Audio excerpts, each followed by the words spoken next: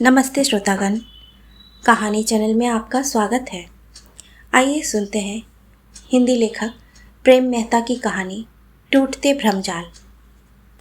वर्षों को गुजरना था, गुजरते गए। समय को जख्म देने थे, देते गए। पर अभी का मेरी जिंदगी से जुदा होना सचमुच बहुत दुखद था मेरे लिए। लेकिन आज अचानक 7 वर्षों के बाद बिना किसी शर्त के उसका संदेश मेरे लिए अप्रत्याशित ही नहीं वरन सुखद भी था। अभी के बिना गुजारे इन 7 वर्षों का एक एक लम्हा मेरे लिए मौत से भी अधिक क्रूर था। लिफाफा देखकर मेरा मन एक बार फिर आश्चर्य मिश्रित खुशी से झूम उठा। सोचते सोचते मुझे उन दिनों की याद हुआ आई जब बूढ़ी दादी से हर रात परियों व शहजादों की कहानियाँ सुनते सुनते मैं व अभी भी स्वयं को बचपन से ही कुछ वैसा ही समझने लगे थे। पिताजी के चहेते दोस्त का इकलौता बेटा अभी कहानी सुनकर अपने घर लौट जाता, पर मैं तारों की चांदनी को निहारती पता नहीं कितनी देर तक दादी की कहानी की परियों की तरह किले में कैद होकर अकेली इंतजार करती रहती थी उस क्षण का जब मेरा अभी भी कोई जादूगर बनकर मुझे इस कैद से आज़ाद करवा लेगा। और आखिर एक लंबी इंतजार के बाद एक दिन मेरा शहजादा अभी भी कोई जादूगर बनकर चुपके से मुझे उस कैद से मुक्त करवा कर ले गया। महकते सपने और मदमस्त जवानी के साथ पता ही नहीं चला कब शुरू का 1 वर्ष सुंदर सपना बनकर हमारी आंखों से गुजर गया। प्यार व विश्वास से महकती इस छोटी सी बगिया में मैं अभी के साथ खुश थी, और आखिर खुश होती भी क्यों नहीं, जबकि मेरा हर सपना, मेरी हर इच्छा अभी के प्यार के साथ खिलकर मुझे यह एहसास दिलाती जा रही थी कि जीना कितना आसान है। ऐसे ही अनेकों अनेक सपनों में एक समानांतर सपना भी था हम दोनों के कहानी अंकन का। शादी के 5 साल पूर्व से ही हम दोनों अपने इस समानांतर सपने को पूरा करने में बराबर जुटे हुए थे, और फिर इस बीच 5 सालों से साहित्य जगत में हम दोनों की प्रसिद्धि किसी से छुपी न थी। शादी के बाद धीरे धीरे हमारे दैनिक क्रियाकलापों में कुछ परिवर्तन आने लगा। अभी ऑफिस जाता, इतने में मैं घर बाजार का सारा काम निपटाती व एक बसते बसते अपनी साहित्य साधना में पूरी तरह डूब जाती। मगर अभी के साथ ऐसा नहीं हो रहा था। जहाँ एक तरफ मैं अकेलेपन के वातावरण का फ़ायदा उठाकर अपनी साहित्य साधना को और मांझ रही थी, वहीं अभी पूरे दिन की ऑफिस की व्यस्तता के बाद अपनी जिम्मेदारियां निभाकर घर लौटता तो बुरी तरह थका हुआ, जिसका परिणाम धीरे धीरे यह हुआ कि अभी का यह सपना उसके अपने हाथ से छूटने लगा। जहाँ कल तक हम दोनों की हर रचना किसी बड़ी छोटी पत्रिका के किसी भी कोने में अलग अलग ढंग से छपकर सफलता पाती रही थी, वहीं अब अभी की रचनाएं अभिवादन व खेद सहित लौटने लगी। और यह सिलसिला एक बार प्रारंभ क्या हुआ कि अभी अंदर तक टूट गया। सच तो यह था कि हमारे मधुर संबंधों के टूटने का प्रथम अध्याय भी यहीं से शुरू हुआ था। स्पष्ट था कि मेरी हर रचना को किसी बड़ी पत्रिका में इतनी शान से देखकर अभी स्वयं को अंदर ही अंदर अपमानित महसूस करने लगा था। आखिर पुरुष मन यह कैसे स्वीकार करता कि उसकी एक अपनी नारी उसके बराबरी करके एक ही क्षेत्र में साथ साथ चलते हुए अपना एकाधिकार जमा ले, या फिर उससे आगे बढ़ने की कोशिश करे। फिर जगह जगह मेरे मान सम्मान में गोष्ठियाँ व सम्मेलन होने लगे। धीरे धीरे अभी का प्रायः मेरी गोष्ठियों में ना जाना बहुत कुछ उजागर कर गया था। अपमान से सांवला पड़ता अभी का चेहरा देखकर ही तो मैंने मनी मन यह निर्णय ले डाला था कि अब मैं किसी पत्रिका में अपनी रचना भेजकर अपनी जिंदगी को अपने हाथों तोड़ने का पागलपन नहीं करूँगी।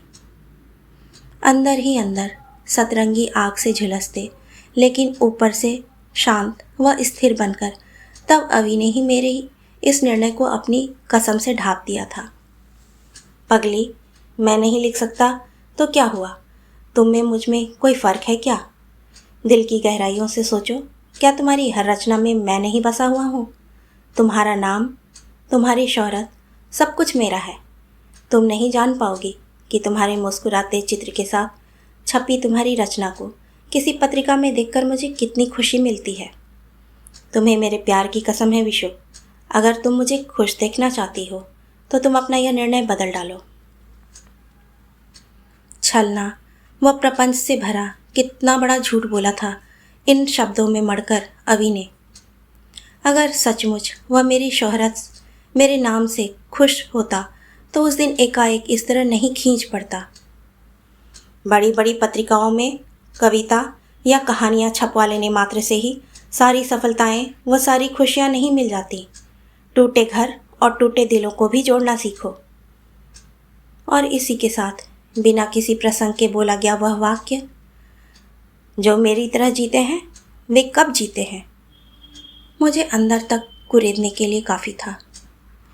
मेरी लाख कोशिशों के बावजूद भी अवि मेरे साथ फिर उसी तरह के मानसिक स्तर पर मधुर संबंध बनाने को कभी तैयार नहीं हुआ। एक ही छत के नीचे रहते रहते ना जाने कब और कैसे हम दोनों एक दूसरे से दूर होते चले गए। ओढ़े हुए संबंधों की महज औपचारिकता भी एक दिन टूट गई अवि की तरफ से। इस तरह मैं तुम्हारे साथ घुट घुट कर अब बिल्कुल भी नहीं जीना चाहता। मेरी सारी उम्मीदें टूट चुकी हैं और मैं नहीं चाहता कि अगर मेरी कोई भी उम्मीद जो भूले से टूटने से बच गई है अब तुम्हारे दामन का साया तक भी प्राप्त करे। मेरा चेहरा देखते देखते गंभीर हो उठा था। बचपन की देहरी पर सजोए गए हमारे गहरे संबंध आज एक ही क्षण के निर्णय के साथ ही कैसे बिखर गए। कुछ भी तो ठीक से मैं समझ नहीं सकी थी, बल्कि संबंधों को मधुर बनाने के अपने सारे प्रयासों को असफल होता देख मुझे खींच आई थी अवि पर। अगले दिन बिना कुछ कहे बिना कुछ पूछे मैं अवि की टेबल पर चिट्ठी छोड़ आई थी। अवि, मैं मानती हूँ कि मैं तुम्हारा स्थान किसी दूसरे व्यक्ति को नहीं दे सकूँगी और यह भी जानती हूँ कि इस अजीबोगरीब जिंदगी को जीते जीते अकेलेपन का बोध मुझे अंदर तक खोखला बनाकर रख देगा।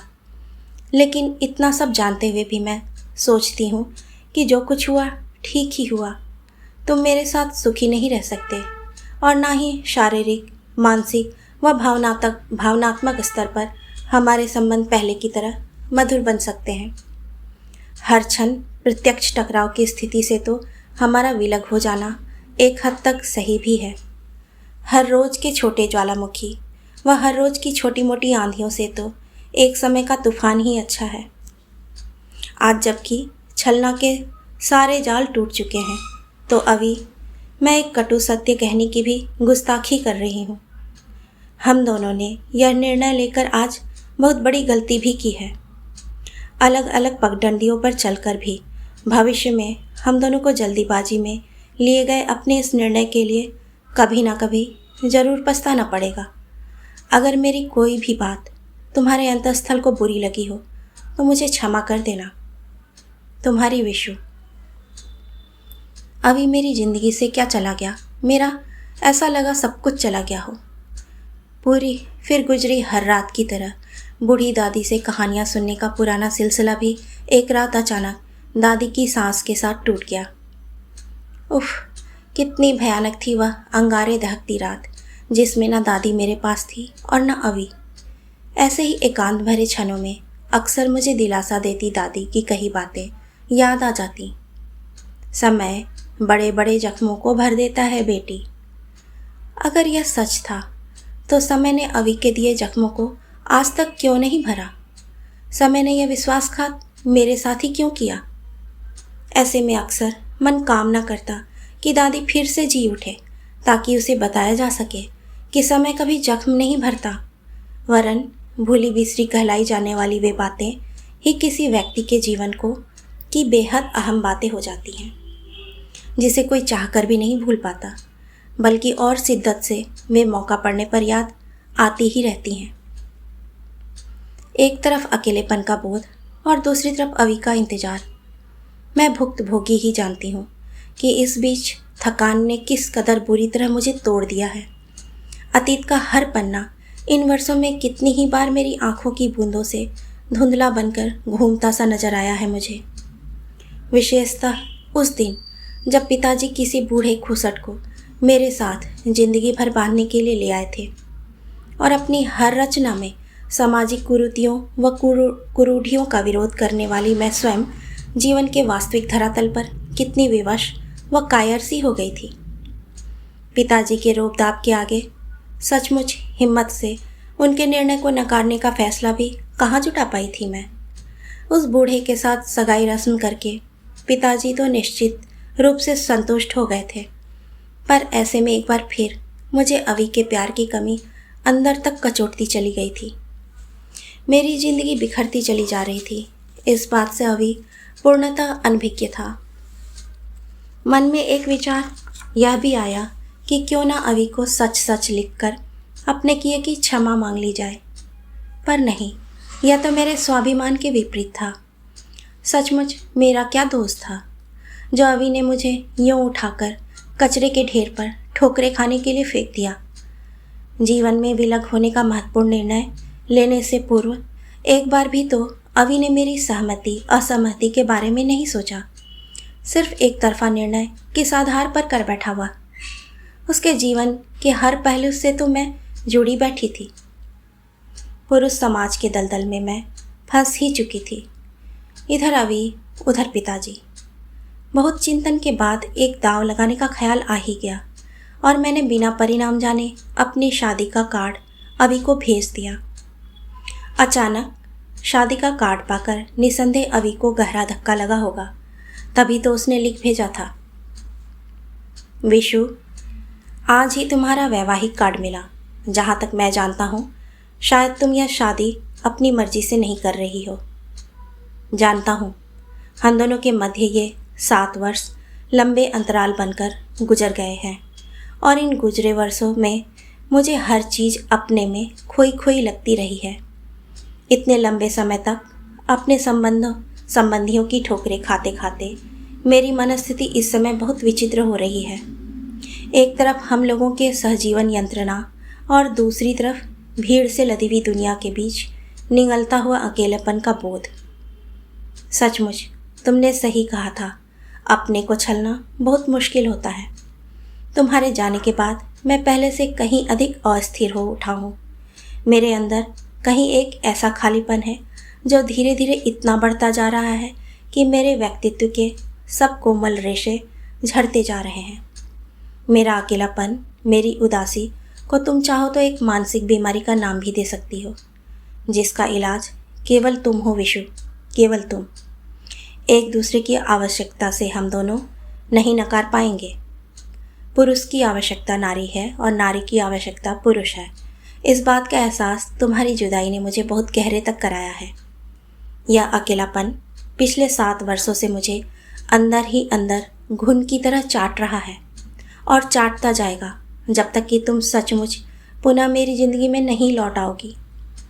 जरा सोचो, महज औपचारिकता से जिए गए ये क्षण हमें कौन सा सुख दे सके हैं। तुम यह भी सोच रही होगी कि इतना होने पर भी मैंने तुम्हें पत्र लिखने तक की पहल क्यों नहीं की।